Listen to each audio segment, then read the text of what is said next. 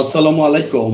সুপ্রিয় দর্শক শ্রোতা, আশা করছি আল্লাহ পাক রব্বুল আলামিনের রহমতে বেশ ভালোই আছেন। আপনারা জানতে চেয়েছেন 160 ডিমের বিস্তারিত এবং এই ডিমে কিরূপ টাইপ বাচ্চা ফুটে বা কত পার্সেন্ট বাচ্চা ফুটে থাকে।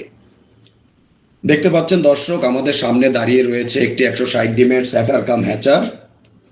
অর্থাৎ এই ইনকিউবেটরের মাধ্যমে যদি মুরগির বাচ্চা ফুটাতে চান তবে প্রত্যেক 6 দিন পর পর 53টি করে সারা মাসে 5 বারে 265টি মুরগির বাচ্চা ফুটানো যাবে।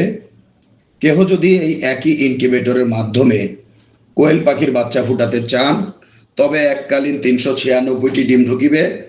সারা মাসে 792টি কোয়েল পাখির বাচ্চা অনায়াসে ফুটানো যাবে। দেখতে পাচ্ছেন দর্শক, আমাদের সামনে বেশ কিছু হাঁসের বাচ্চা ফুটছে। আসলে ভালো বীজে ভালো ফসল। আমরা মুরগি বা কোয়েলের খামার করার আগে আমরা চিন্তা করি কত বস্তা বা কত কেজি ফিড খাবে, কিন্তু হাঁস করার ক্ষেত্রে আমরা অনেকে চিন্তা করি নদী নালাতে ছেড়ে দিলেই হাঁসের বাচ্চা ভালো আসবে। আসলে হাঁসের বাচ্চা যদি সঠিকভাবে ফুটাতে চান তবে অবশ্যই তাকে পোলট্রি ফিড খাওয়াতে হবে।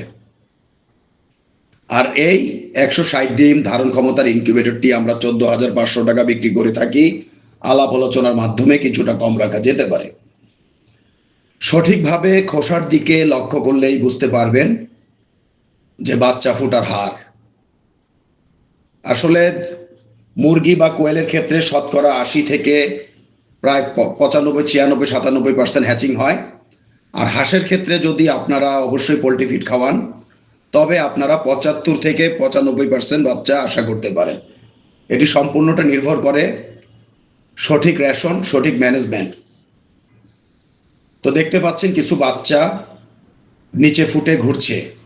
তো আশা করছি দর্শক, আজকে আমাদের এই ভিডিওর মাধ্যমে আপনাদেরকে 160 ডিমের ইনকিউবেটরের পাশাপাশি খাকি ক্যাম্বেল হাঁসের বাচ্চা ফুটিয়ে দেখাতে সক্ষম হয়েছি। তো সব মিলিয়ে ভালো থাকবেন দর্শক। আজ আর নয়, আজ এ পর্যন্ত। আল্লাহ হাফেজ।